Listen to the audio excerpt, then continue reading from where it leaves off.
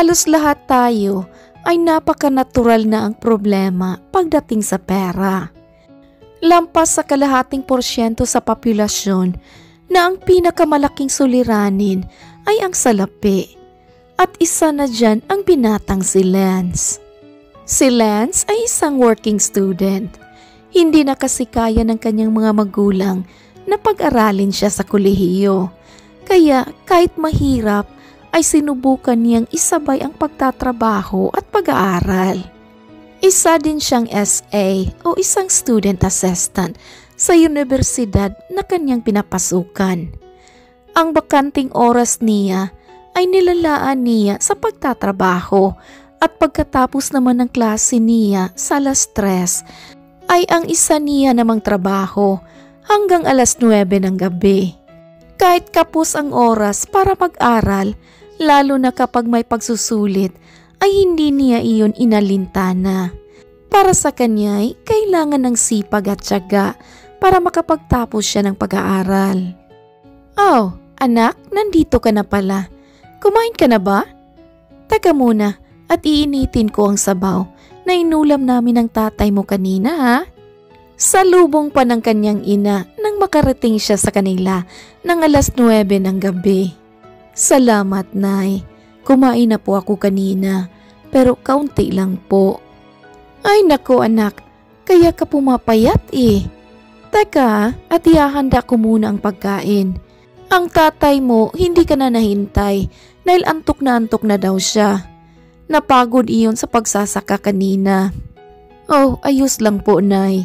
Hayaan niyo na pong magpahinga si tatay.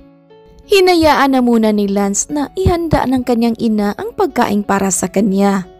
Gusto man niyang tumulong pero nang mga sandaling iyon ay parang naubos ang kanyang lakas. Nangihina siya. Maya-maya lang ay tinawag naman siya ng ginang na medyo nagtataka pa kung bakit parang isang lantang gulay ang binatang anak. Nang itapat nito ang palad sa noo ni Lance, ay doon na nila napag-alaman na mataas ang lagnat nito. Diyos ko anak, may lagnat ka. Nay, ayos lang po ako. Ligo lang ang katapat nito.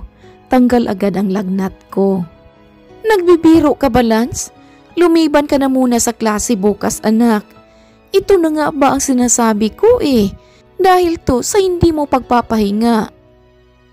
Nay, wala naman po akong choice eh.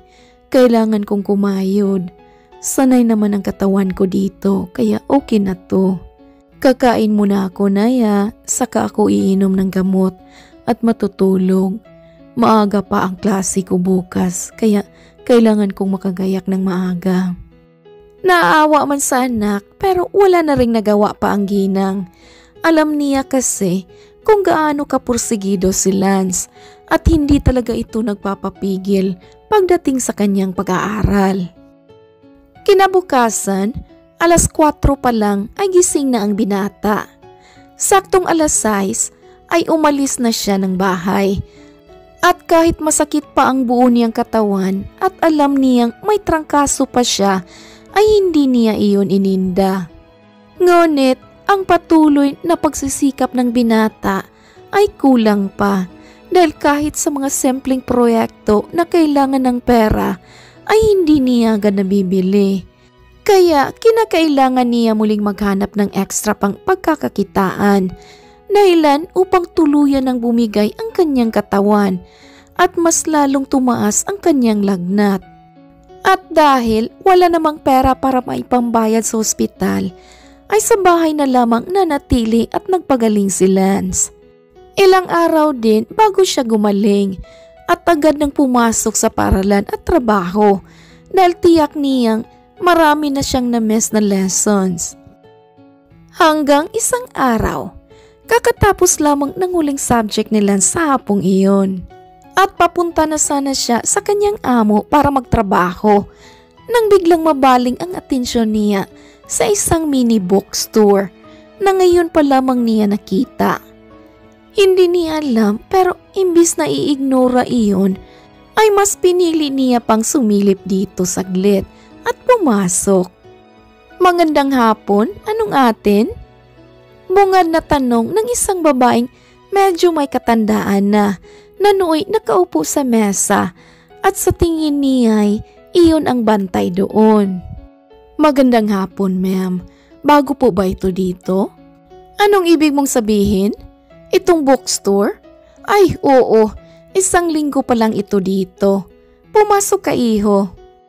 Ngumiti naman si Lance at pumasok na nga ng tuluyan. Nagtungo agad siya sa mga file ng mga libro at napangiti pa dahil mga ganoong klase ng libro ang kanyang gustong mabasa. Gusto mo ba ang mga yan, iho? Tanong muli ng matanda. Opo, ma'am. Ganitong mga libro po ang gusto kong mabasa lagi. Kaso, mukhang ang mamahal po nito eh. Oh, nagpaparenta ako, iho. Oh, ilang araw po ba, ma'am? Depende sa iyo. Ilang araw mo ba kayang basahin ang mga ganyang libro? 1 araw po, kaya ko, ma'am. Kaso, may mga nakatuka pa akong trabaho eh. Kaya mukhang matatagalan. Ay, ayos lang. Anong libro ba ang gusto mo? Kuhanin mo na. 1 araw lang ang ipaparenta ko sa iyo. Pero pwede mo iyang isauli kung kailan ka matatapos. Talaga po, ma'am? Naku, nakakahiya naman po. Huwag kang mahiya, iho. Ganito talaga ako sa mga taong alam kong mabait. Sige na, pumili ka na ng gusto mong rintahan na libro. Sa tuwa at takot na rin na baka magbago ang desisyon ng matanda, ay naghanap agad si Lance ng libro na pwede niyang marintahan. Hindi niya alam pero sa kalagitnaan ng paghahanap niya ay para bang may mga maliliit na tinig sa kanyang tenga na nagsasabing ang nasa may kaliwang bahagi ang kuhanin niya. Medyo may kalumaan na ang libro at hindi iyon masyadong makapal, kaya tiyak niyang matatapos niya yun agad. Dali-dali niya iyong kinuha at nakangiting ibinigay sa matanda. Ito na po, ma'am. Manipis lang kasi, kaya palagay ko'y kaya ko yung tapusin agad. Naku, tamang-tama lang ang pagpili mo nito, iho. Maganda ang laman ng librong to at nakakasiguro akong magugustuhan mo. Magkano po ba ang renta niyan, ma'am? Magkano ba ang pera mo? Naku, parang 40 na lang po ang pera ko dito, ma'am. Okay. Okay na ang 20 at baka may kailangan ka pang bilhin sa pera mo. 20 pesos po, ma'am? Ang mura naman po. Ganoon talaga. Okay, pumirma ka na lang muna dito, iho. Tsaka pwede mo nang dalhin ang libro na iyan. Iyon naman agad ang ginawa ni Lance, kaya hindi mawala ang ngiti niya nang makalabas siya sa bookstore na iyon. Sinimulan niyang basahin ang libro nang gabing dumating siya galing sa kanyang trabaho at nagkaroon agad siya ng interes kahit sa simulang pahina pa lang. At dahil hindi naman iyon mabasa lahat sa iisang araw lamang, kaya kinakailangan niyang maglagay ng palatandaan kung saan siya nahinto para madali na lamang para sa kanya balikan kung anong pahina siya natapos. Tuwing bakanting oras ay hindi niya nakakaligtaang basahin ang libro. Kahit 5 minuto lang ay nagbabasa siya.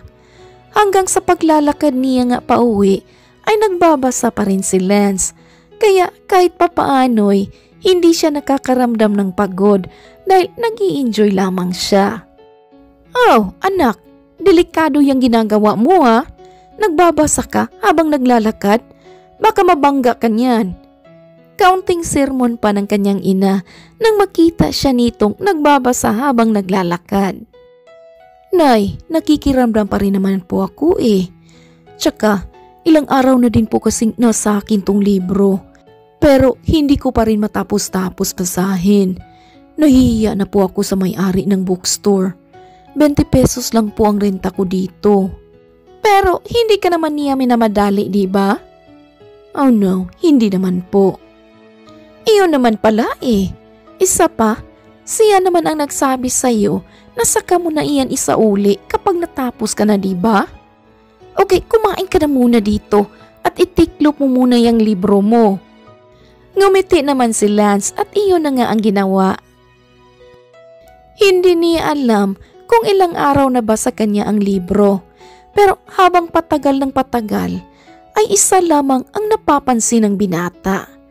Na ang istoryang binabasa niya ay may kahawig sa kanyang buhay. Kung gaano kasi siya kahirap ngayon at kung ano ang mga diskarting pinapasok niya ay siyang nasa libro din.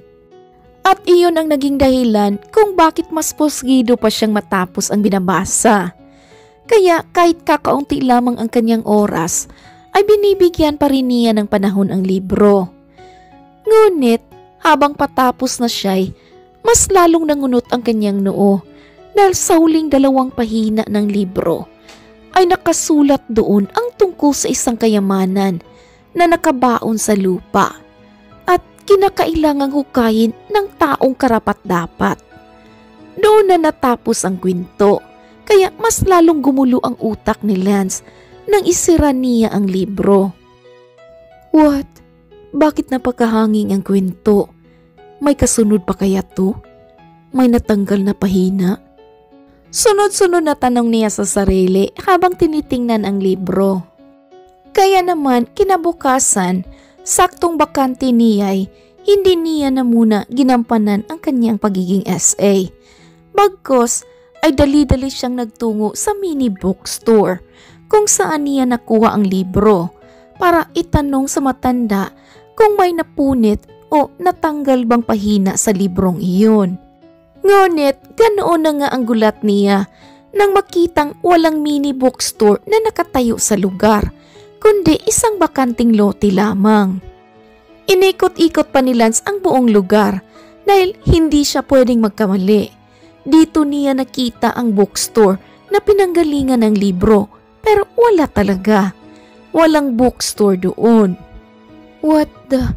Dito ko yun nakita eh. Imposible namang nawala bigla.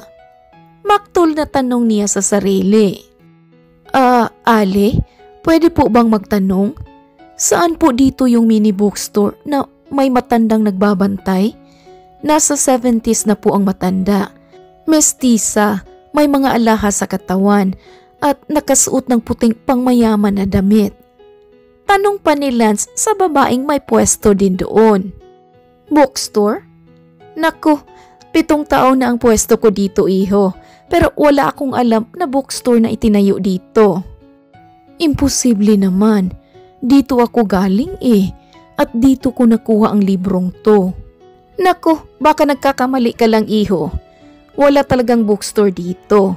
Sige na, at may mga customer pa ako. Nang mga sandaling iyon ay labis-labis ang pagtataka ni Lance. Sa isip niya'y kung walang itinayong bookstore, ano iyong nakita niya at saan niya nakuha ang librong hawak-hawak? Sa kabila nga ng kanyang pagtataka ay itinago pa rin ng binata ang libro. Paulit-ulit niyang iniisip ang huling 2 pahina at sa kaniya napagtanto na ang lugar na binabanggit sa mismong libro ay alam niya.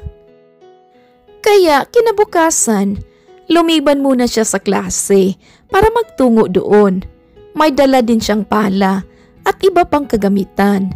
Dahil kung totoo man na may kayamanan doon, ay nagpapatunay lamang na base sa totoong kwento ang librong kanyang binasa. At hindi nga siya nabigo dahil isang baol na punong-puno ng ginto ang naroon. Bukod doon, may sulat din sa loob ng baol at nang basahin niya'y doon na siya nabigla dahil ang litrato ng matandang nakita niya sa bookstore ang naroon kasama ang isang sulat na agad din niyang binasa. Kung nasa kamay mo na ito ay tiyak kong mabuti kang tao dahil pinili kita para magamit ang kayamanan ko. Ako si Doña Serefa de Gracia at ako'y matagal nang namayapa. Hindi ko binigay sa aking mga kamag-anak ang aking pera dahil lahat sila'y mga gahaman kaya mas pinili kong ibaon sa lupa ang lahat. Ang kayamanang ito ay nakalaan para sa karapat-dapat na tao.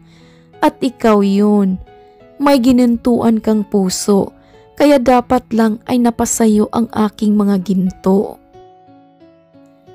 Kabado at nagpang-abot ang pawis ni Lance ng mga oras na iyon. Nagawa niya pang ipikit ang mga mata at sampalin ang sarili dahil akala niya'y nananaginip lamang siya. Pero hindi isang panaginip ang lahat dahil totoong-totoo ang kanyang nakikita. Dinala niya sa bahay nila ang baol at maski ang kanyang mga magulang ay hindi rin makapaniwala. Dahil sa takot, pinili nilang huwag pakialaman ang kayamanan. Pero dahil patuloy ang pagpapakita ni Doña Serefa sa panaginip ni Lance, ay napilitan silang gawing pera ang mga ginto at gamitin sa mabuting paraan. Noon na rin natigil ang mga panaginip ni Lance tungkol sa mayamang Donya. Kaya simula nooy, mas pinalago pa ni Lance ang perang ibinigay para sa kanya. Nagtayo siya ng mga negosyo at naging matagumpay iyon. Sa isang iglap lamang ay naging isang bilyonaryo si Lance. Kaya agad niyang hinanap kung saan nakahimlay ang Donya at buong pusong nagpapasalamat dito. Hindi man niya inaasahan na may sukling kaginawaan ang lahat ng paghihirap niya. Pero hindi pa rin siya nakakalimot at nananatili pa rin nasa lupa ang dalawang paa. Kahit pa man, isa na siyang binatang bilyonaryo. The end. Oh my kulay, what a beautiful short story. Naku, ang sarap kaya ng feeling, you know? Kung makakita ka ng baol na punong-puno ng ginto. OMG! Ay, sana you know? Oh my gosh! Well, one thing for sure, na dito lang sa Kulay TV na may baol na punong-puno ng ginto. Magmuni-muni na lang tayo. Alright mga kakulay, if you enjoyed this short fantasy story, please like, comment, share, and subscribe. Thank you, Regine, for writing this beautiful story. Thank you all my subscribers and listeners. This is Ethel McMenamin saying, bawat buhay ay may kulay. Thank you and take care. Daghan kayong salamat. See you sa next story.